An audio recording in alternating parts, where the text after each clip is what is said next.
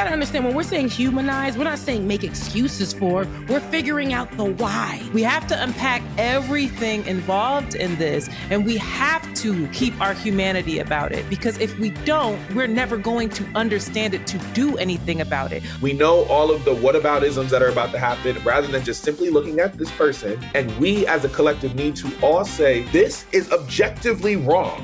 I think it's really important for us to think about power really simply as the ability to either wield violence or to have a shield against people having violence against you. People are okay with buying into the idea that powerful men who make a lot of money and successful, should be able to exploit women and men and boys and whoever they consider, you know what I mean? Like, people buy into that, right?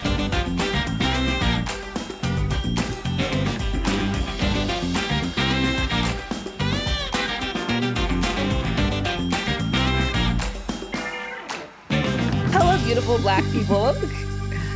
And Asata's here today, sitting here like this is. Oh, she's being a good cat. Oh, she is. We love Prozac, Asata. Don't believe this. Listen, because that cat, I heard. Until she just swipes. Everybody pay attention to Antoinette's face. She don't do that no more. She's changed. Oh, I love that. I love a good pivot. Yeah. We love don't her. want to change up on you on video, honey, because that would be a mess. First of all, I would honestly feel so redeemed if I had video evidence of the way Asata was fucking us up in this house. Like, the way people people who don't like me on the internet were trying to like reframe that. They were like, oh, he was complaining about the cat struggling to adjust. What? This cat was me and everybody who entered them doors up. CJ has permanent scars. We have tubs of cocoa butter because it's going to take the rest of the year trying to get the scars to go away. Like, I'm sorry about that. Struggling to acclimate? You mean violently feral and up? You know, she wasn't even allowed at the vets without us paying. Like, they had the gabapentin, and the vets would refuse to see her if she wasn't on gabapentin and struggling to adjust. She's feral. Yes. But you know, they love their cats. They love their dogs. They love their animals. And so they will be like, yeah, she scratched you up. She jumped on everybody, but this is a cat. Like, we must save this cat. And I'm a cat mom. That is not the energy. I was like, girl, get rid of that cat. I felt her energy one time and was like, yeah, I'm gonna head out. I'm good. And I put out cats and all types of unwelcome entreaties to my body. Get out. Yeah. Get that spirit out of you. Get out of my house. I love cats. It still is not an anti-cat space. You gotta go. Listen, when I tell you, every day, me and CJ, every time we wake up and we see Asata, anytime anything happens, like, and Asata doesn't react like a psychopath anymore, we used to pray for times like this. Like, we be so, you don't understand the amount of gratitude we be in the house. Like, thank you, God. Yes, we literally never thought. I did not know what to do because I was convinced I needed, like, I was like, I was called to rescue her off the road. Like, and I begged CJ to take her, and I thought it was going to be like how it's always been. Raheem was a good rescue cat. Brutus was a good rescue cat. And when she started f***ing us up in this house, I was like, and then all of it, like, we was thinking that every doctor, every behavioralist, and they were like, get rid of this cat. Yeah. And they're like, no. And then the shelters were like, oh no, we will put her to sleep. And I was like, oh, that's sad. That's what they were, because no one was going to take her because she's feral. Like, she was feral. But you believed, you saw what, because when I texted you, I was like, okay, you know what?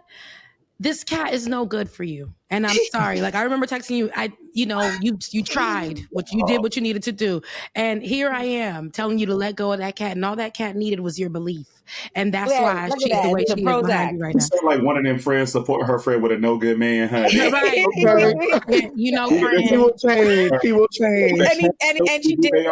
Believe him change. Listen, Prozac, when I tell you Prozac is literally like, it has to be magic. Like, it's a godsend. Like, Asata is And it's not like she's not herself. Like she drives into it. She's still a gangster. Like I didn't know they made drugs for cats in that way. I didn't know that they would give cats those type of drugs. They have anxiety. The doctor said that Asata is autistic and has anxiety. Not the cat being autistic. I never knew. They said she's autistic. I didn't say it earlier because I was like, at the time when the jury was still out on whether we could keep her and she was fucking us up, I was like, if I tell them the cat is autistic, they will stone me in the streets if I get rid of her. So I want you to know I fought with my babies. I worked on it. Okay. And you did. Now look at her here, loving her mama. Aww. But anyway, that being said, we're not here to talk about cats. Unfortunately, we are here to talk about Diddy. And I am going to put it to the room immediately because I'm sure we have lots to say. Wherever y'all want to start, there's so much. There's so many, even like beyond just him being criminally indicted, denied bail, like the fact that it's really like the jig is up times for Diddy. But then the amount of people who are coming out with more stories and lawsuits, like Dawn Richards, I saw filed a lawsuit, and she had a lot, like there was a lot of allegations. Dawn was a lot, yeah. Yeah, so there was Dawn. I see Shine finally speaking up about what Diddy did and all of this. So to the room. Well, I'll start a little bit because the latest that I've seen, I did see that Shine just made a statement saying that Diddy ruined his life. Although, was it 2 years ago? I'm not saying that Diddy didn't ruin his life, but people in power. Let's put this out here. Everybody says that everyone who is speaking up now, why are you speaking up now? Why are you making your statement now? And that's what they do to victims a lot. And I know that what we saw, because I was going to go there, what we saw in 2022, I want to say, when Young Miami was holding the Poppy sign up at the BET Awards and they gave Diddy the lifetime achievement or whatever that was. But, Shine had came out. We haven't seen him in so long. And we know that he took a bid allegedly for Diddy, and his whole life has changed. And since then, he's, living, I believe, in Belize. He's working in politics there.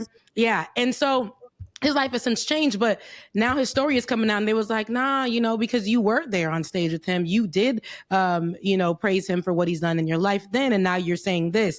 Same thing for everybody else who's spoken out. When we heard Cassie speak out the first time, they was like, but why now? Why wait? Even after the video we seen, but understanding, this is the victim blaming, this is the victim shaming that we're going to get a lot. And Don Richard, who spoke up, who used to be a part of Danity Kane with the group that he created. And then when she was a part of Diddy Dirty Money, whatever. And so she spoke up what she said. The other half, I can't remember her name. I'm not disrespecting her, but the other woman that was in the group, she put out a statement saying that she didn't see any of these things happen. Similar to what Young Miami said. She, I was around him. I didn't see any of these things happen. He never trapped me in the car. He never made me do sexual things or made me watch sexual things. He never tried to, he never tried to hurt me. And so people were saying that if the other half of the woman, and I really want to get her name, but if she didn't say anything, then we should, Kalana. So with her, she put out her statement. I said, two things could be true still. She maybe never experienced that, but that shouldn't take away from the people who did and who are sharing their story now. When you see a person in power, Diddy, I always say when he changed his name to Love, saying that he was God, all these type of things, that whole power play, I was like, see, something's about to happen, and he's going deeper in. Those psychopaths that abuse power and use it to hurt people, we've seen him do it with the groups that he's created. We watched him on television do it for a long time, and threaten folks. We heard the account of Shaka Khan's daughter, I want to say, talk about how Diddy had beat up her brother and so bad and threatened their family. And a lot of these things people are saying, but they're just trying to tear a black man down. They just want to bring a black man down. And it's like, okay, he's a black man that did something wrong. We're not saying this is a general black man consensus. We're saying that this black man did wrong. And that's okay that we can say that. There's so much evidence to the fact where when we were hearing the attorney speak, I couldn't even get my mind off. He was saying freak offs. That's how it's like they're calling it freak offs. This is what he called it. This is on tape. What they found, they're not letting him go. He will continue to be detained, whether or not his children had even fronted their passports so that they can, ensure that, okay, he gets at least bail. And they denied that. So there's something plausible here. And we shouldn't just be like, oh, they speaking up too late and he's a father. People that he hurt were mothers, fathers, people who had lives, all of the above. And I think that we shouldn't, what the internet's going to do what the internet does. But I believe that he's going to go down. Cat Williams said it when he sat on Shay Shay's couch, and he ain't been wrong since. I guess I'm not seeing that on the internet. I'm seeing a lot of people almost celebrating the fact that he's being held accountable in this way. Even folks who I consider to be abolitionists are like, yeah, lock his ass up, which is very interesting. And that's also a side of it that I always am interested in discussing. I love that you brought up, I don't see this, but I'm happy that you're bringing it up and addressing it because, I don't think that people understand the type of power that Diddy had and any millionaire in that position. And when I'm reading these indictments, I'm hearing how he's putting people up in hotel rooms and that's their home and then threatening to take it away if they don't, engage in this quote unquote freak off. And even that terminology is very interesting to me, like a freak off. Mm-hmm. It feels like it was sport. It feels like these people, it makes me think about Gladiator and how that, emperor or whoever is sitting on the chair and looking at all the people just fight to the death. It's I feel like that was his way of being in these spaces, even though we don't know. I mean, the feds do because they got video. But I also think it's him not receiving bail is so telling. It's so telling. And I think that people are saying that it's unfair, but I'm inviting folks to consider the fact that this man, all of the things that he actually did put up, right, that he did offer up, and it wasn't even just his, like you said, his children, even his mother, tons of assets. He paid off $18 million of his mortgage to be able to offer that as collateral. And then to be denied, and there's two, I've been thinking about them, but I don't see a whole lot of people thinking about those two girls who don't have any parents now. They have no parent. And then to still be denied with that being the case is very telling. I mean, they said that he called Kalena 54 times. Mm-hmm. And then all of a sudden that story goes up. Mm-hmm. I mean, so he's definitely tampering with witnesses. He's definitely still using the same old tactics. I will say that I won't. I'm not going to say that. But the pattern here is that a lot of people who are abusive in this kind of way, they need power. Yes. They come off very charming and they love bomb. And then all of a sudden, when things start to fade, they gaslight you and you're the reason why things are changing. Yes. And so this is also part of the unlearning. This is why some people are just now coming forward, because half of these people think it's them. And half of these people also don't recognize the fact that there is another way. They do have support, and they didn't have support. Can y'all hear that? Yeah, that's probably Marquise. So I don't know. I see the jokes and I'm I see a lot of focus on the lubricant and the baby oil, but I'm also somebody who I've suffered from sexual abuse. I've suffered from rape. I'm somebody who's been in an emotionally abusive relationship. And I'm just yo, this shit it's not funny. It's actually deeply disturbing. And what disturbs me more is how many people are conflating this idea of, oh, he's being persecuted for being a freak versus, he was manipulating, drugging, and raping people and had a criminal enterprise that facilitated this. And it's just going over some people's heads. And I'm and people who I have some respect for that I would expect more from. So I'm just y'all really don't know the difference between, having sex and rape. We still don't know that in 2024. How hard is it? No. Yeah, I'm struggling with this. I'm of multiple minds, because on the one hand, I'm really feeling what Antoinette was just saying, that as someone who's experienced, sexual assault, rape, molestation, all those things, that triggers me in a way reading this indictment. But as I was saying, like before we started recording, when R. Kelly's mess came out again for the 20th, 30th, 80th time, right? Like I was saying then, like, yo, this is what someone that is illiterate is able to do. Right? This is someone who, in the grand scheme of like moguls, is a small bit player, right? Doesn't own his own tracks, doesn't have billions of dollars like a Diddy, like a Jay-Z or whatever. And I was like, yo, if they get R. Kelly, the dominoes are really going to start to fall, because he is not like, he's just a symptom of a larger Can't be the culture. biggest head honcho. Right. He's not even that. He can barely finish a sentence. Right. So if he's able to pull this off in Chicago under the nose of some of the most aggressive prosecutors in the country, that's huge. But on the other hand, I'm looking at this Diddy thing, and I believe everything happened in the indictment, but I've been curious and concerned about what the prosecutors are talking about this. I think to Antoinette's point, the prosecution and the governments the lawyers for the government have been focusing on the freak part of it, about deviance, about sexuality, about the fact that there were men, 1,000 bottles of lube. 1,000 bottles of lube is not germane to the case. Yeah. Right. You're doing this to kind of make a kind of spectacle out of this. And I hate the way that prosecutions generally make a spectacle out of people involved with sexual violence, particularly those experiencing it. But I hope that we're able to get in this conversation to a focus on people that are actually doing commercial sex work.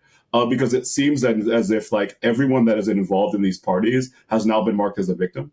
And I want to be very clear about the agency of people that are actually involved in commercial sex work, that are getting paid to do this particular type of work. And they should not be vilified by association, right, with Diddy and others. And I thought it was really interesting too. I mean, some of us have talked about bail already, but I think it's important to note, right, that if you are charged with sex trafficking, you're presumed to not be able to have bail. Right. So it's a rebuttable presumption, which is different. And Ola, you can correct me more on this if it's something more particular in New York law, but it's different than a regular court case where you're presumed to be innocent.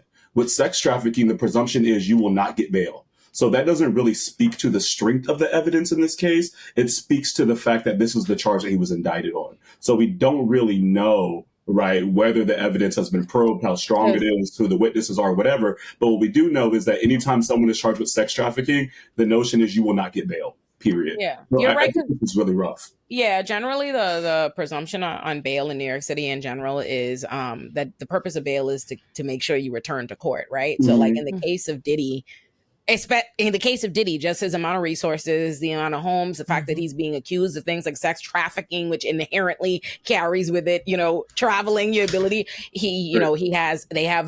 They have reason to believe that Diddy would be a flight risk. You know what I mean? Like somebody who may not return to court, which I'm shocked he didn't flee in the first place, actually. I'm shocked. Me too. I don't know why he didn't flee. I thought that, I looked at it like, yo, Trump is free. Trump got like 4K. Trump is a white man. Overthrow the whole government. Like, is that not a risk? Because the two terms, right, are risk to public safety and flight risk. And they said that he was both. Yeah. And here's my thing. I didn't think he would flee, because even in how he responded when the video came out, where in the hotel room with Cassie, and how he responded, he came out like, this is how Diddy, when Diddy knew something was coming up, that man tried to he said, you know what? And I said this before on Olay and Friends. That man said, you know what? I'm going to go to the Lord. Who can I get? I'm going to go get the best of the best, and that's TD Jakes. And I'm going to make him my mentor. And I'm going to, wherever I'm going, I'm going to have him there with me. I want people to see how I'm being revitalized, renewed under God. And now I'm such a good person. And I know these things are going to come out, but the church will have my back. I'm going to change my name. This is still a power play, because psychopaths that are empower and abuse power, right? And utilize that to attack people, to hurt people, to control people. So what he did was change his name to Love, and God is love. And he would always say, God is love, and all this other stuff. But you're not God. He wanted to have that persona. And he went over there and he said, I'm going to get the black church. Usually the black church, they're very forgiving, especially when it comes to a black mogul of some sort. So let me attach myself to TD Jakes, the best of the best. And We saw TD Jakes at these house parties. It was just very uncomfortable, but he knew if they see me attached to him, I get a Lifetime Achievement Award. I'm going to talk about God there. People are going to be like, but he changed. He pivoted. And, like you were saying, but he changed though. But sometimes you got to believe people for who they are. So many different accounts have already came out before Kathy said what she said. All of those, there were different accounts that already have came out, but those were people who weren't popular. People, who weren't high profile, so their accounts aren't going to be taken serious. And now we see here, and that's why I'm like, he handled it as, okay, I'm going to stand here. I'm gonna let them know that it wasn't me. I'm new. I'm not a flight risk. I want to show myself as that. He knew that if he did run, it would be more of a whole thing. He would be looked at as guilty. So anything to make him look as if he wasn't guilty, I'm going to stay in place. I'm going to have, I'm going to show them that, I was here at the home. I obliged. I cooperated. And, you'll see when it comes out. That's what he kept saying. You'll see as it comes out. Go ahead, Olay. That makes me think of a bit that Chris Rock has in one of his stand-ups. I think when he was talking about Kobe Bryant, he was like, "Oh, Kobe should have hired Johnny Cochran," and people were like, "Oh, we can't hire Johnny Cochran because he looked guilty." And he's like, "Yeah, but he looked guilty at home, like rather than is it?" And I'm like, when I hear, I'm like, Diddy, you might want to. I guess to me, it was very clear that this went past just a matter of public indictment a long time ago. When they issued the warrants when they searched his home, he should have known then. This is no longer just about civil suits, money, and taking a time off period. You need to get like Russell Simmons and be the out. And I honestly thought he was. He did know, though. I think that we're not giving him enough credit for his arrogance. Yes, I think that's what I was about to say. But I'm shocked he's that arrogant. He did know because that's why he paid off that house, and that's why he was in New York to be taken in. He knew. He still like Cassie. What's mind-boggling to me is she wanted to handle this privately. Yeah. And which says something about the collective, right? Yeah. He knew we wouldn't believe her. And he was like, I ain't paying you shit. Fuck out of here. You ain't going to say nothing. If you do, I'm going to paint you this kind of way. Yeah. And as soon as that dropped, he paid her off and still said she was a liar. Yeah. And was still going on with this entire rebrand and with this narrative of this mogul, holier than thou, spread love. And it gives you insight into, I'm not a therapist, I'm not a medical professional, but this is like psychotic, sociopathic behavior to me, where I'm just like, yo, you're literally living in an alternate reality. You're literally gaslighting all of us because you have been able to, and that people know. That's the thing. These other accounts, people have witnessed you abuse her. And you know what else he counted on? That they wouldn't say anything. Well, I'm looking at the ushers, the neos, the security guards, the assistants, the housekeepers, the makeup artists, everybody who helped cover up his abuse and his crimes are all culpable to me. That's just thing now. Go ahead. Just a quick question, because you were talking about Usher. Like, do you consider, because remember Usher gave that interview and he was like, when I was 13. He's a victim. Yeah, so like, do you see him as like groomed, or like, I don't know how to. Groomed. 100% groomed. Yes. Groomed. Certified, There are more than one. There are more than one interviews with Usher. There was one where he was the on the street interview. There was one where he was a sit down interview. And each time the account it was to the T. And he even said in one interview recently that's going around on the internet, he said, I'm okay, Diddy, I'm here. You trying to get me with some girls. I'm not trying to be around no girls. He said he went in there and was like, this time I'm here and I want to do music. I'm a child. I want to do music. And they were like, would you allow you as a father now, would you allow your children to be around a Diddy? He said, no. He said, no, I wouldn't. I would not. Absolutely not. Yeah, absolutely not. You know what it is though? Like here's the fucked up part, right? Like this is one of those times where like I haven't even seen the internet discourse. Like I'm not on socials and I don't engage it. I know how the Black community responds to shit in real life.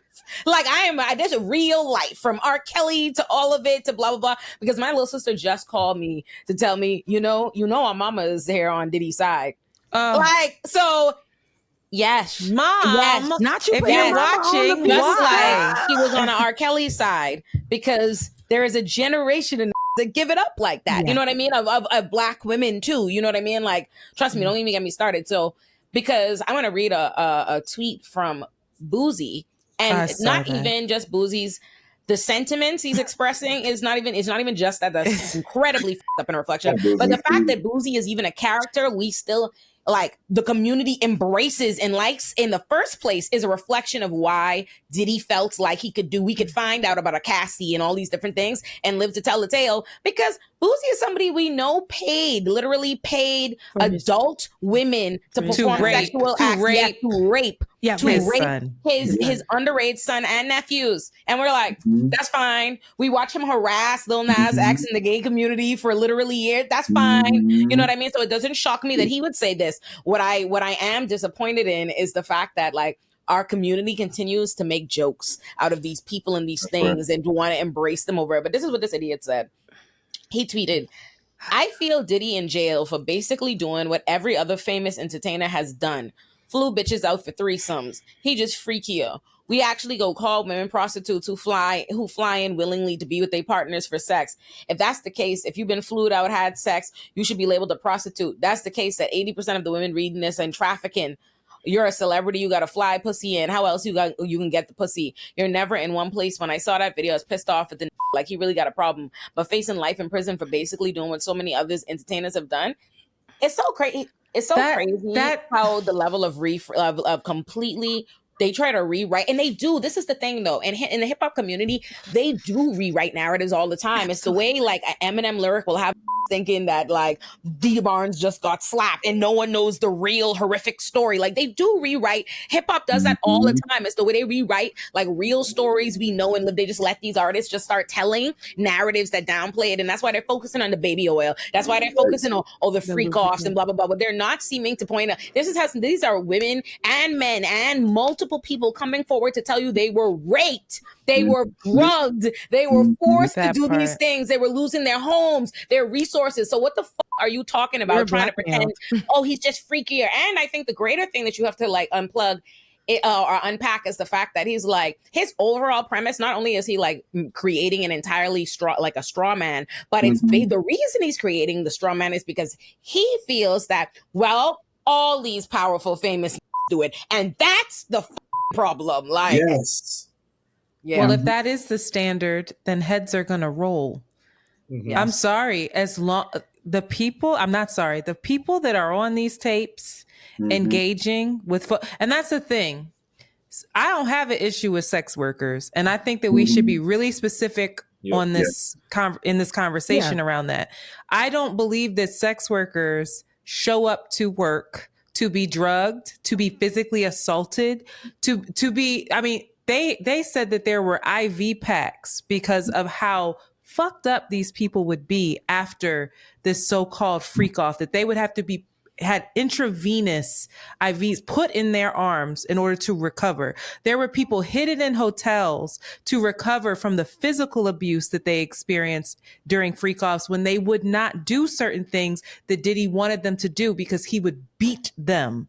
Yeah. And so they would be hidden away. That is not a part of sex work. Well, that's not what folks are signing up for. And I just want to be real clear about that. And I think I've been watching the news a lot more too, and even seeing like the way that they're positioning it, it's all a sense of like this deviance. It's not necessarily around like the actual assault. And so the way that I worry about the media positioning a lot of it and how they're talking about it is around like, oh, this sexual deviance, this is what they're doing. So it's going into the lore of like, you're doing this thing that should still be taboo. And in a world where there's like this idea of sexual liberation and all this other stuff and the acceptance of sex work as work, I think they are also looking at this as a way to position it where it demonizes anybody who's participated, but it also puts a shield up for men in particular, because now it's just like, well, you willingly participated in this thing. Yeah. Because for Diddy to still go, well, I won't invite any women over, that also signals something very particular around like, oh, we don't care around the men that may have experienced this. We don't care. And the non-binary folks, the trans folks that were included in these videos, as folks are reporting. Because he's capitalizing on the shame that comes along with some of those spaces that people try to do in hiding. So he was able to not only capitalize on shame, he's also able to capitalize on the fact that it's easier to believe men. It's easier to demonize women when it comes to sex. Men are rewarded for sex, women are not rewarded for sex. And so it's really like the societal structure of like, patriarchy is winning. Women are going to be shamed. But not only that, he has people on camera. And so even when people try to go, and that's what I think is like the piece around specifically like Don's recounting of it, is because there was a lack of safety around as well. And so though she did not want to be in that space, it's also understanding like, there were people, it felt like when women have to kind of give each other a look and be like, hey friend, how are you? Whenever they see something that's uncomfortable happening, but you have to do it in a very particular way, not to alert that something like danger can come your way. Yes. And so even the way that they had to navigate, I know personal friends who had to do stuff like that. And that part of Don's recounting is what's particularly triggering, because when we get what happened with Kalina, we now figure, there was intimidation and she feared for her life as well. That's the humane aspect of like how particularly I see women having to move. And whereas the men who are participating in this thing and those men who are also victims and and femmes, there is a difference on how they have to navigate this space, because now it's like, did you willingly participate or did you sign up for one thing and then you were coerced into another situation that you're up for? But now because of how you're existing, now I can be associated with this. And this coincides too with the crackdown on like Black queer people and sex parties. Because like I hear the notion of like people are on ketamine and then needing an IV in the morning. And I think if that is something like in this case where it's forcible, right, and you didn't sign up to, I think Marquise Antoinette's point, that's a really serious thing. But I also don't want to paint with a broad brush, because if you go, and I'm not going to name the parties because, they probably shut the places down. But in certain cities, if you're a Black queer person and you want to get your freak on, you want to go to a nude party or a sex party, people are taking ketamine. It's a thing to go get your IV in the morning. Like that's a cultural thing. So I think we have to be very clear about like what is happening here, where people are not signing up for shit. They're having bruises, as Antoinette said, having like being restrained, like being physically harmed, versus people that really just want to go consenting adults. Right. You want to be in a glory hole. You want to be in a dark room and you need your IV in the morning, baby, because you did ketamine, poppers, and all the shit, and you busted wide open. And you have the right to do that. And just because you have the right to do that and you desire it with one group doesn't mean you wanted to do it with Diddy. Right? Doesn't mean you want to do it everywhere. So I think we just got to be like continuing. I'm glad that Antoinette brought this up, and Marquise too. Continue to underscore the difference between like the consent here, commercial sex workers, and also someone that just want to be a freak, right? But I don't want to be a freak with you today. Yeah, I think that the consent and the coercion, right? I feel like looking at though from the male perspective, or the males that we see who are speaking up for Diddy. We see Boosie, who was at, I believe it was Trouble's party. Then they had the cucumber party. And when Boosie filmed, right, girls having cucumbers and the whole thing that we know went viral, it wasn't such a problem. But when I think it was Alexis Sky, I want to say, partook in it, it was a whole thing. They pinned it on her. It was a whole thing. But Boosie's known to be at these parties. We know his history, what he's done with his children, right? Rape, hired sex workers to rape his children. And then with him at this party, seeing nothing wrong with using cucumbers on people, whatever. And then when Alexis Sky, this is how he views it. Alexis Sky, he didn't speak up for her when everybody was tearing her apart. But when he went viral for going live and showing this whole cucumber party situation and the sexual activities, nobody said nothing about Boosie doing that. It was just Boosie at another sex party promoting that kind of stuff. Boosie's used to being around these things. Faison, I believe his name is Faison Love, the actor, comedian, him coming out with his commentary saying, what we saw on video with Cassie, Diddy should be in jail for that. But let's talk about why is him being a freak? Why is him doing sexual acts a problem? That should not be a crime. But that's not what that's not the crime here. What he's done to people, how he did this, how he coerced allegedly people into doing this stuff. People signed up for one thing, right? And another thing was done. Then how he was going around They said obstruction of justice. I even was going around calling folks, trying to tell them what story to tell. If there's no crime here, then let them give their accounts. But he was giving everybody a story to tell. He called lots of people to give a story to tell on what happened. And so with men, it's kind of like, yeah, I hate, and I'm gonna use that word. I don't use that word often, but I despise when men get a pass. And it's like, y'all know how men are. Y'all know how men in the industry are. This thing has been going on. These type of parties have been a thing. You know how men gonna do. You know how they do. They sexual creatures. They're sexual. What they're beings. really saying, what they're, you know how men are, is, you know how we don't care about these kinds of victims, because that's really what it is. It's like, we don't care. We are okay. They buy, and we've talked about this many times. They buy into, people are okay with buying into the idea that powerful men who make a lot of money and successful, should be able to exploit women and men and boys and whoever they consider, you know what I mean? Like, people buy into that, right? So like, once they're able to put it as these women, and then they add the stigma. It's funny, when men and boys are the victims of sexual abuse, they have their sexual orientation litigated. Yes. They have all these different, you know what I mean? So they're disregarded. It's not even just the element of like, oh, it's, you know how the men do. It's also these people. We don't care about protecting these people.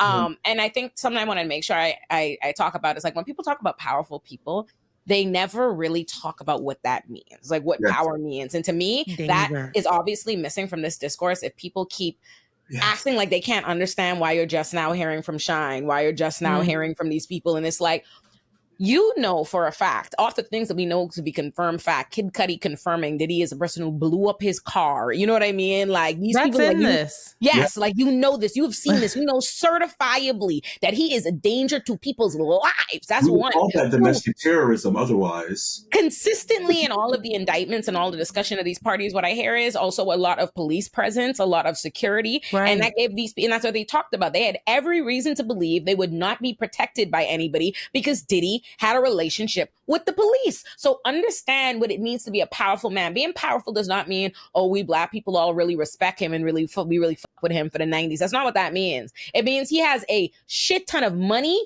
influence, and connection, and the ability to, in this case, not only ruin your life, destroy your life, or take away the dreams that you have or your livelihood or your home, but in some cases end these people's lives. Like, understand that. Some of the people, like Kim Porter has talked about in all these discussions, all these indictments of the abuse that she experienced, all of this. There are many people whose stories, we have heard stories and what we used to deem as conspiracy theories about Diddy throughout the years, who are no longer with us. So understand what we mean when we say why a powerful person, why you would see Shine get out of prison after Diddy sent that boy to prison on something he did not do, that Diddy did. We all know it. He has gotten out. He is now in politics and beliefs, and he still did not feel comfortable telling y'all an honest word about how he felt about that until he was behind bars. So understand, that's what it means. It should tell you the level of like power and influence and what fear these people live in, that no one felt, they didn't feel safe. You know what I mean? To speak up until now. I think I was especially frustrated when I heard his lawyer speak, especially when he was talking about, he was referencing Cassie, and like Cassie she was a willing participant in this. She had family, she had friends, she had her own home. She could have went home. He also stalked her at the house. Like, come on, we read Cassie's lawsuit. Like, we know the type of power that he wielded. I mean, I also want to be clear that they found guns at the house with the serial number scraped off. That's an offense, baby. Yes, you can't do it. Made. That's like, hello. Like, that's another part of this. Also, there are reports saying that some of these people were underage. Right. Yeah. Boom, right there. Another crime. That's not a consenting adult. Right. So that's the other part of the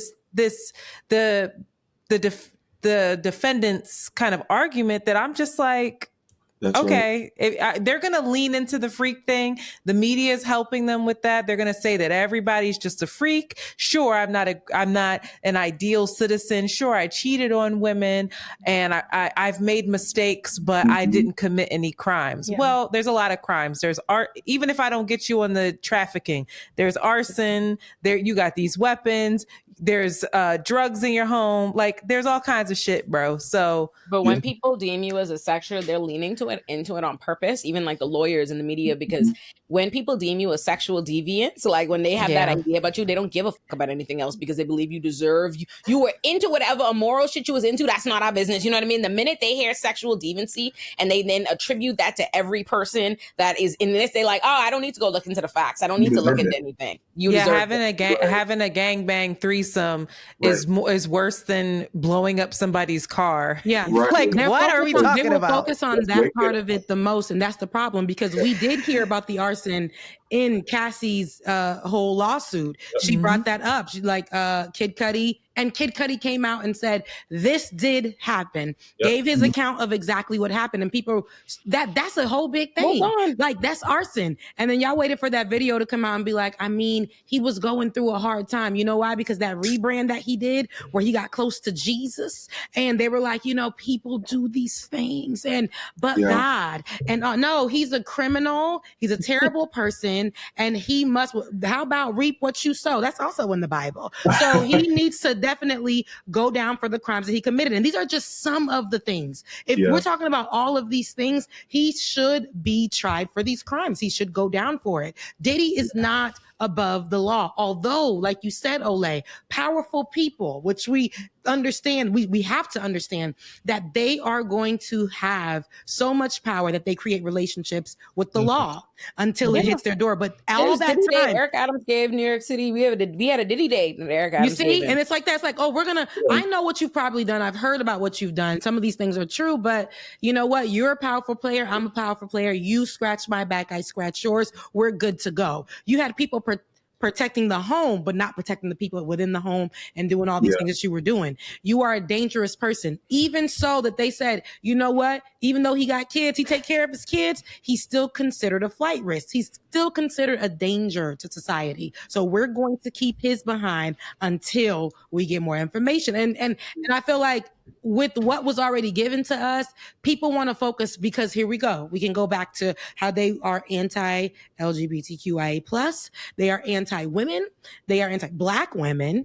And they are just pro another Black man going down. Another Black man was trying to buy BET. And all that stuff. And it's like, no, this Black man did terrible things and he must go down for what he did. We cannot continue to coddle them because of their power or how we see them in music and how we cannot differentiate the two. And I think go ahead. I think that's exactly like what you were touching on a lot, because all I'm seeing is like, this is the physical manifestation of how patriarchy functions. This is how men are protecting other men. This is how a lot of the time we protect the few who make it to the top of the top as well. And so as we're talking around powerful men, as we're talking around this code of silence that was made, it's also because somebody just wanted access to the power that Diddy made them feel, right? Yeah. And so at this point, I actually don't have to care about the woman. I don't have to care about children. I don't have to care about any of this.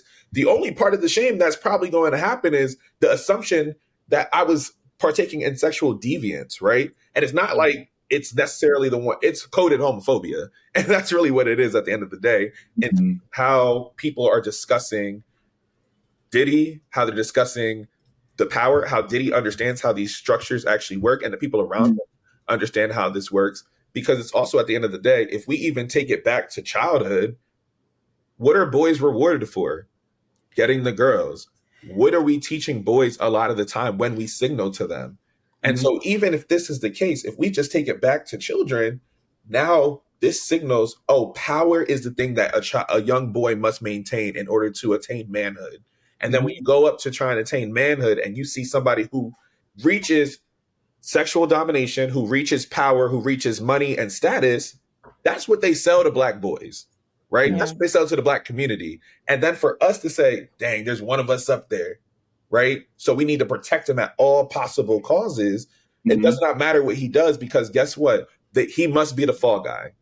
Yeah. That's what they're going to lean with. Somebody else has done this. Then they're going to pivot and say, well, why didn't they go so hard on a white person who was doing the exact same thing? We know all of the whataboutisms that are about to happen. Rather than just simply looking at this person, you did a shitty thing. This is the consequence you are absolutely going to get. And we as a collective need to all say, this is objectively wrong. Yeah. And I think there is a moving barometer in terms of what our moral code can be in some cases. I'm not saying us, but like just in general. This is what the moral code is. There's not a critical mass of everybody who's ascribed to this thing because I still want access to that power he got. I still want to be able to enact harm because that's power to me.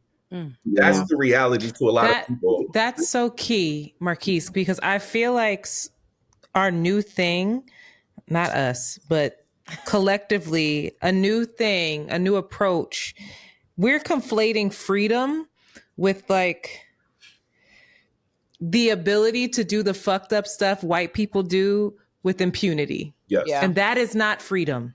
Correct. You know, that is replacing that's replacing whiteness with like, you're just putting, right. Like, I feel like the Diddy's, I won't name other people because I don't want to put them into the. It's not having a problem with the system, having a problem with replacing the system. But also having a problem with but there's that power thing, and there's that impunity thing where it's just like, I don't have to answer to anyone.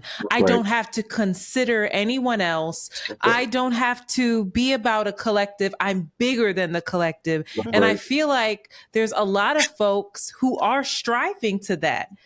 Yeah. And that is the new idea of success. That is the new idea of even freedom. And that is so mind-boggling to me. It's not even funny. Let me bring it back, because y'all know I like to bring it back to slavery, child. So it's really important for us to think about the fact that, like, during enslavement, there were Black people that got free and wanted status and owned Black people. There were Native Americans, namely the Cherokee, that once that they got there, were pushed off, Trail of Tears, terrible genocidal shit that happened, right? We're giving land in Oklahoma and Kansas was taken away. They got their status with the United States government vis-a-vis catching runaway slaves and selling them either back into slavery or enslaving themselves or having their community as workers and denying them citizenship into these native states, right? So this is something that is part and parcel of American culture and American history. And I just want to go back to something Olay was saying earlier about this idea of power. I think it's really important for us to think about power really, really simply as the ability to either wield violence, right? Or to have a shield against people having violence against you. And I'm talking about violence not necessarily as a good or bad thing, but as something that can happen to someone, as a tool, right? Because sometimes violence is a response to things and you need violence, right? It's not necessarily always bad. I'm not a pacifist, right? And even as an abolitionist, I'm sitting and thinking about this and as a lawyer, I'm thinking about the crime part. I think that's important. But I think that, like, and I put this in the chat earlier, part of this, and making it about sexual freedom is kind of weird and strange to me, because what Diddy is actually doing, right, is violating sexual freedom. Yes. Is disabling people from acting of autonomy on their own body. So what he's doing is wielding a type of power that allows him literally to inhabit somebody's body, to seize someone's body and make it theirs. And how different is that from the slave owner? And even this notion, right, about homophobia. I don't even see the deviancy piece as this idea of like people wielding homophobia. In fact, I think that Diddy and his lawyers are taking up the language of the queer and LGBTQ rights movement and saying that deviancy is something that is actually part of our sexual freedom. And he's covering himself in the rainbow flag. Right? Yeah. Because if you come at him for deviancy, now you're coming with the same language, the same rhetoric, the same tool set legally, right, and culturally, politically, that have been used against queer, trans, non-binary people for centuries in this country and in Europe and in Africa. So I think that, like, it's complicated because Diddy's lawyers and Diddy himself have done a really amazing job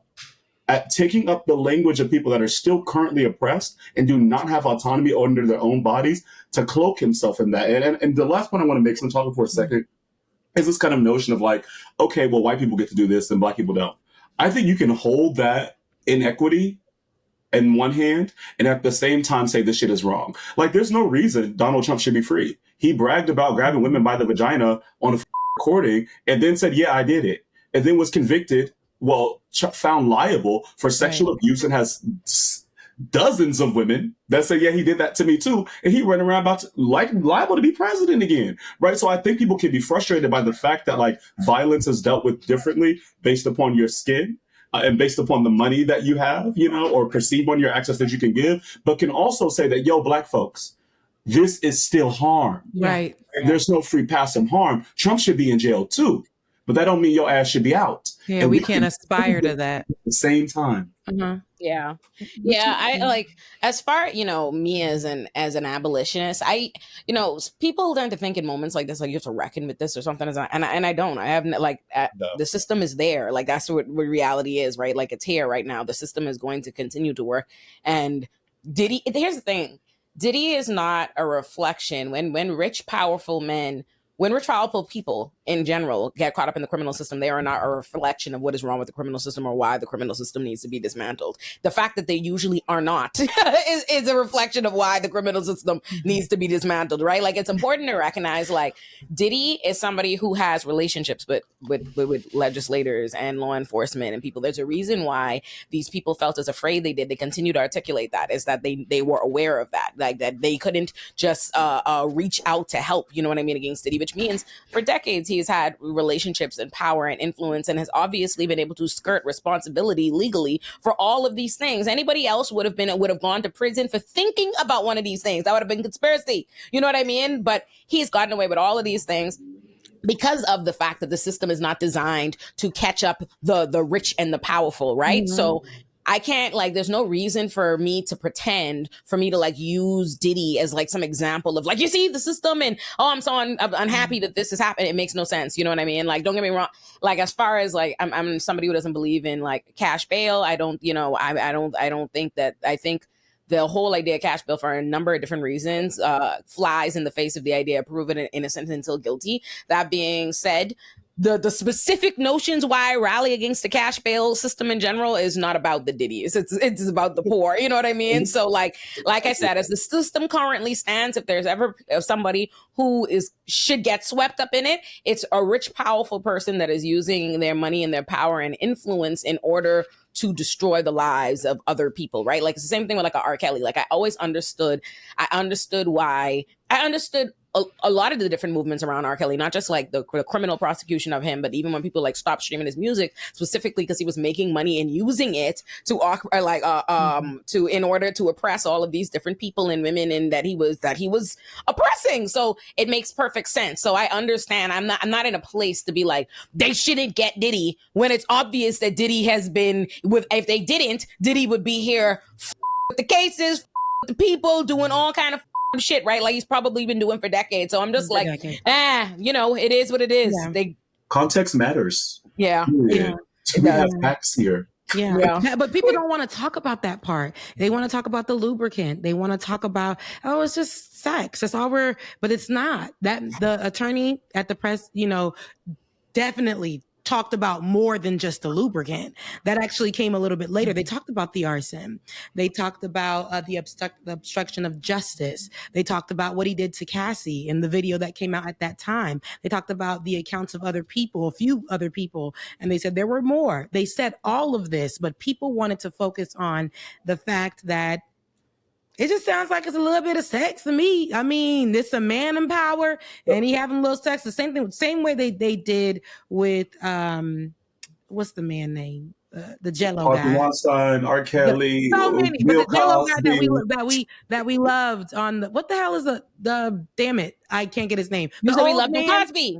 Yes, Cosby. Why did I forget him? But Bill Cosby. Yeah. So even with him, they tried to make excuses like, see, there's a sensitivity. Everybody's going to find some place to be sensitive to so that they can be blind to the truth. So we'll find out, okay, he's really old. That was back in the day. He hurt a few people. That was in that time. But context do matter to what a Nazi was saying. Not to say I'm not about to become a Bill Cosby apologist. I promise y'all I'm not going to die on this hill right now. But I do understand people being like, this is at the end of his life. It's an old man. The system going after that is different than currently like. But some people want to use that with Diddy too. He's a father. He's taking care of these children. These children don't have a mom right now. So there's this there's sensitivity to it. They want to be like, but that was his old life. And I told you here they're utilizing, but he is somebody who is born again. He came back to God and the way that he's attached. And that's what people are saying. They want to utilize that. He would have owned that then. When Cassie said it, he wouldn't have painted painted her out to be a liar. He tried to would say my have life taken changed. accountability Right. and said and named the things that he shoulda. did wrong to her. So Mhm. But instead, anybody he who's said she was a watching dirty this, liar. He's a good man. He's trying to tear down his reputation. This also goes to like, what is the point of the criminal legal system, right? Yeah. When you think about a Bill Cosby or even an R. Kelly or a Diddy, right? Is the point to punish? Okay, cool, whatever. Is the point to reform? That's a different question. Is the point to deter further activity from this person or anyone else that's looking and thinking they can get away with it? And I think that what has been happening over the last 5 or 10 years, beyond like all the sex crimes that have been coming out with Me Too, a lot of the other shit that we're seeing with like people being defrauded from colleges and all other shit, the question that we're really grappling with from George Floyd and Trayvon Martin on Breonna and on, right, is what is the purpose of the criminal legal system? And we have not come to an agreement.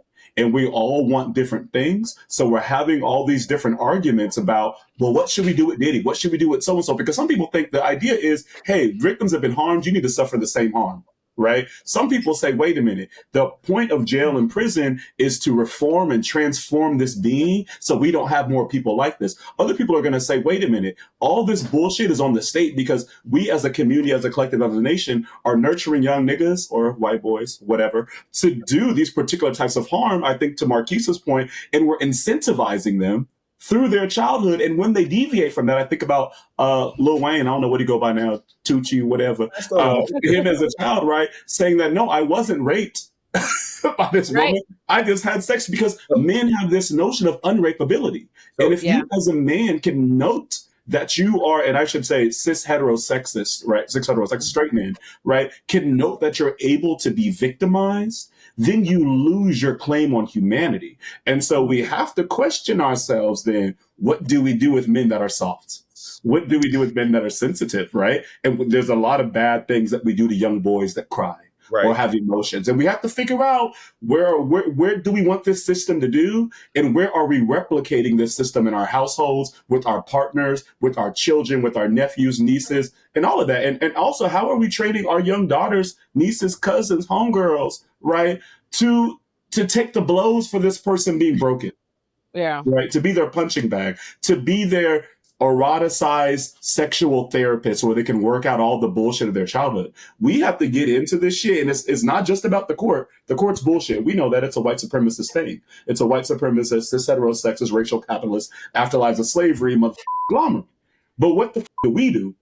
Right? And I don't think we've gotten to that conversation. And it's not to say we shouldn't be dealing with the legal shit, but it's, again, that both and. Because we're indictable, a lot of us. It's that cultural piece, right? It is. And I mean, it's more so even because that's you passed the baton easy. Because I was like, one, us as boys don't have a good relationship with sex because we are never taught or never been allowed to be a victim. We were never allowed to be soft. We were never allowed to just say, oh, this did not make me feel good, right? Some parts of boyhood I've heard is just like, well, you get the older woman, you get this, da da da da da. Like this is no game. It's a rite of passage for some people, right? Mm-hmm. But it's not understanding that still has an impact on the body. Your body's still going to keep the score at the end of the day. And so when that is happening, we develop a very terrible relationship to sex, which means now we don't see women or non-men as like sexual partners. We see them as objects. And so the reality is the rest of the world, the system, the legal system, culture and policy are going hand in hand in terms of how we are witnessing the disposability of this, right?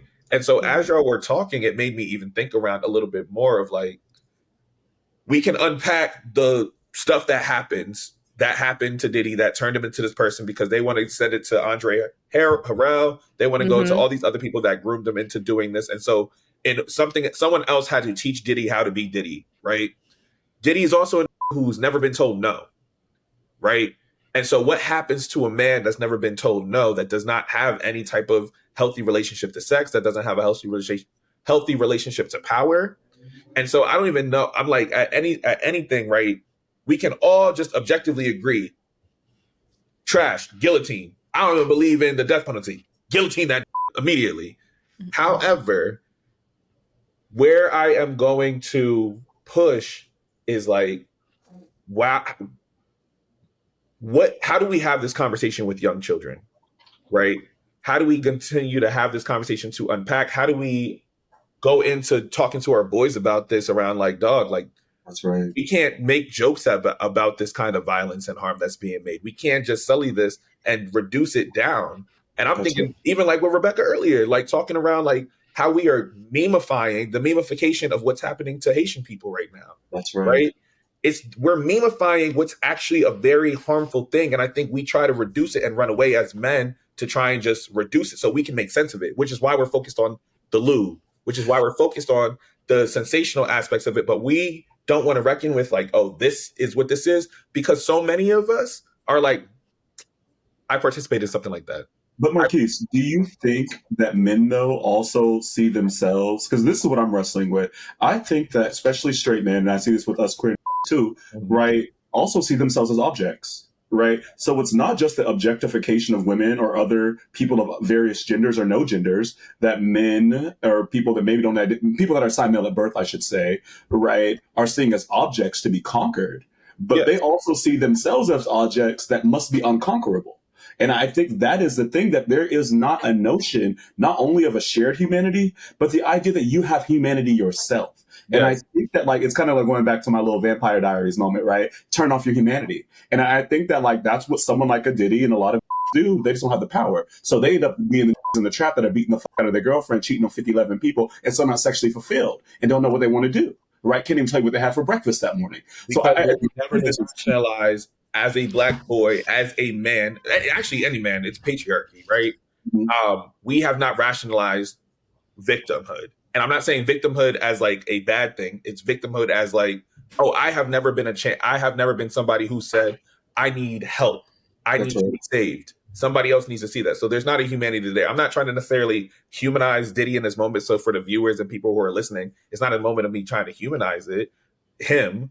It is also understanding, I'm thinking around what are the things that we can put into place that prevents another Diddy from happening. I'm going to stick my neck out here. I am going to attempt to humanize him in this moment. And that's going to be an unpopular thing. Right. But I think in order for us to prevent this from happening again, we have to humanize him and unpack the why. Mm-hmm. Because then we're never going to get to the root cause to actually be able to have the real conversations that we need to have. We have to unpack his mother.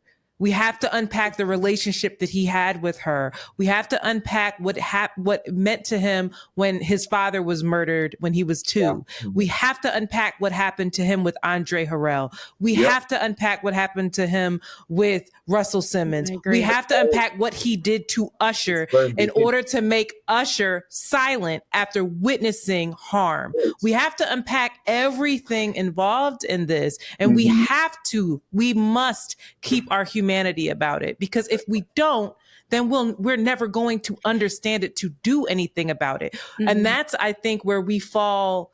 That's where I don't think that we protect. That's where that I think we fall short every time. Mm-hmm. And that we are so reactionary. We are not preventative at all, because we're just like, I'm punishing you now. You did a bad thing. You should have known better. But there is no space to say, okay, how it happened. Why would you do something like this? Hell, it's a dismissal, and I'm guilty of it. So I'm not on a high horse here. Trust me. There's a dismissal of you're psychotic.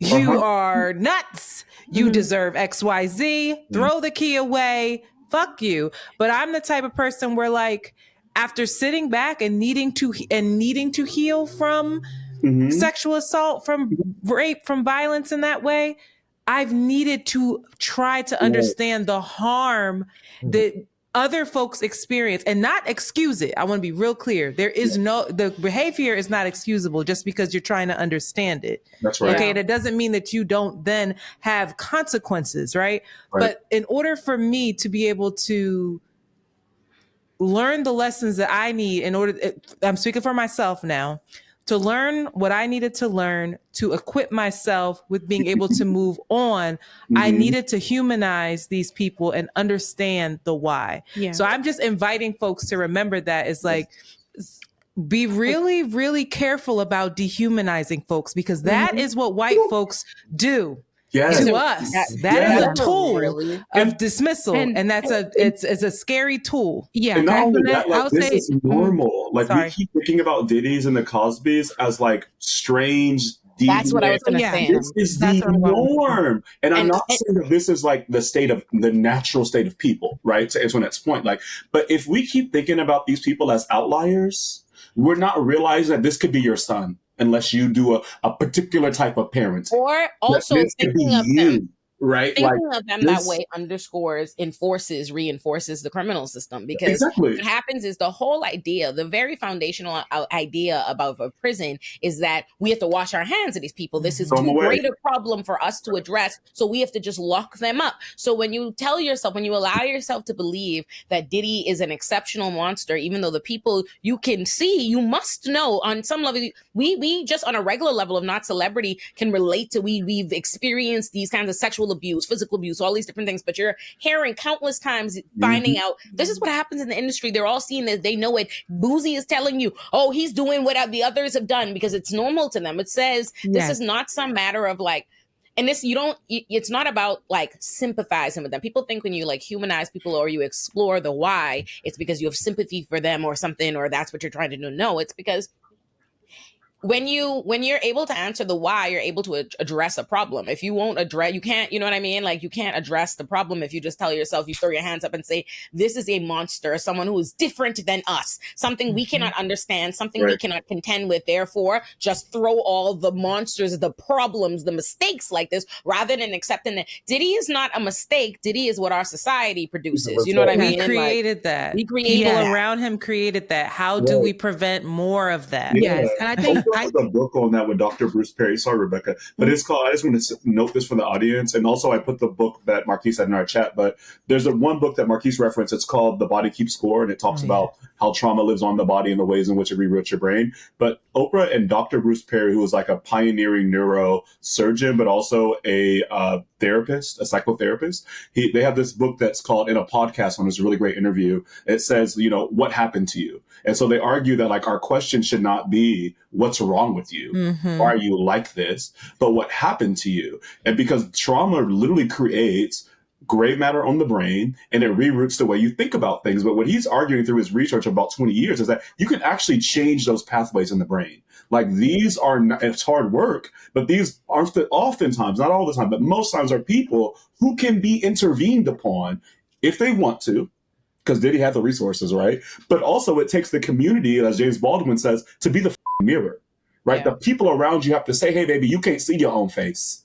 Yeah, but I see it. And this is the shit that you're doing. So what does it mean, right? That not just the billionaire, multi-mogul music industry, even lower level people, but in your neighborhood, we all know that are creeps, right?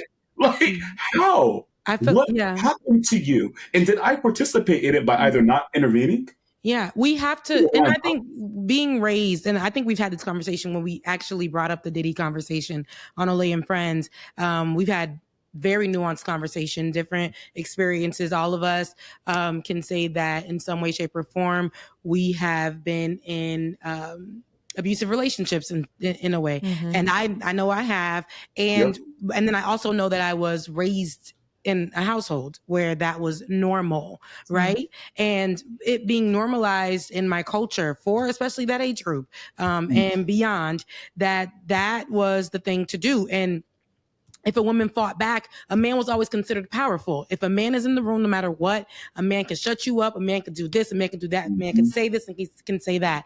And nowadays, I'm glad that it's a little different, but we had to understand where that was coming from.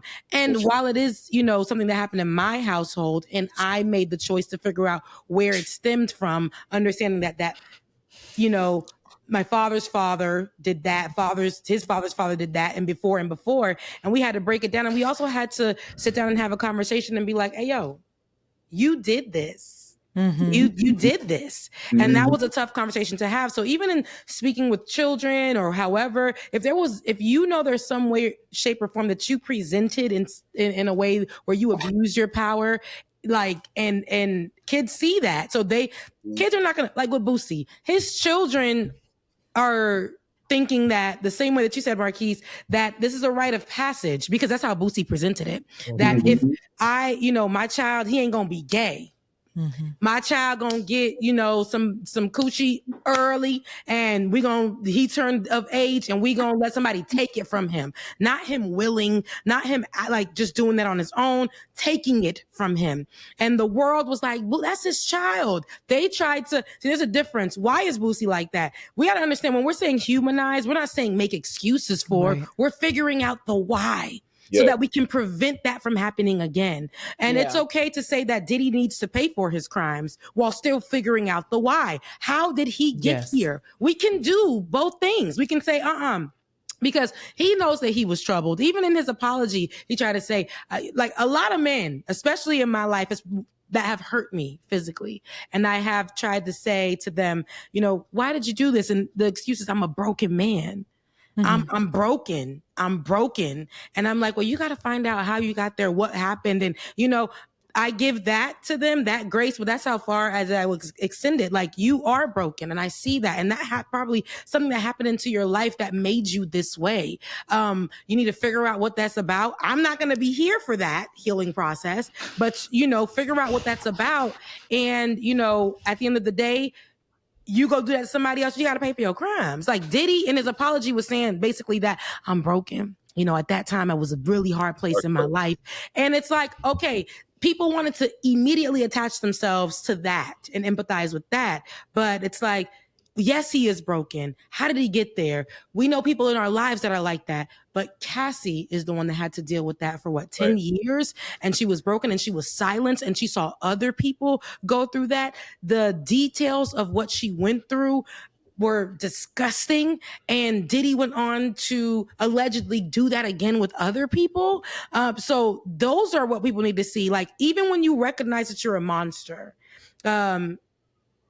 you go on to do things and people will sit there and be like, if like right now how we're talking, we keep having to say, okay, us humanizing him is not, no, like we're just literally saying he is a person, he did this. There are so many other people in our lives that we can say are similar to this, and we know why they're like that. They need to get help, and we understand that we need to talk about it in our family. We know that we've been around the table and we had to say, call a thing so that we can talk about it, because such and such a son or daughter seen this, and we need to make sure that they're protected and they don't fall down that path or whatever. So it's like, we can have these conversations, but we can still say, this person needs to pay for what they've done. It doesn't take away from us saying, how did he get here? What was his relationship with his mom? Like you were saying, what was his relationship with his dad and not having his dad in his life? What did that do to him? Who was he around when he was super young, and what did he see? And what did they say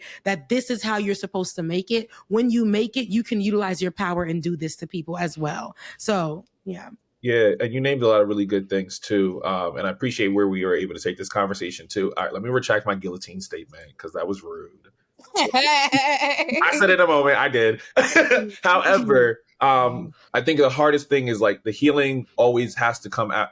It feels like the healing always has to come after the harm when it comes to having to learn lessons, right? And it's always sucks because somebody else is always on the receiving end of that piece. And now you're making me I feel like I always have to qualify it, as an educator. Something we do is like having to do trauma-informed care. And so anytime somebody enters our space, we do actually ask that question when something is wrong, like, what happened to you? It takes a little bit to like think about, because then you have to actually objectively talk about your day and objectively talk around like what actually happened versus how you feel. So the feeling is coming after the action, and how are we able to begin to unpack that piece? And so for those people who are watching right now, it's really important to think around, look up what trauma-informed care can look like, because then that can give us a much more better framework in terms of how we can talk around Diddy and thinking about it from a preventative measure, right? And so if we're thinking around the actual solutions, here's the preventative measure on how we are interacting with young people, how we're interacting with adults, how we're interacting with teenagers, elderly, and also thinking around how do we have to begin to reshape how we are engaging in impunity, how we're engaging in restorative justice, how we're engaging with this without excusing. So at anything, humanize the experience and how we get to him, And then we are also able to treat him as a cautionary tale. We don't want this thing to happen anymore because objectively us as a community said this is not okay. There's no line drawn in the sand right here, right now. And so once we're able to determine what that line is, now there's a base level that us as a community are just like, yeah, get that shit out of here, bro. We ain't doing that.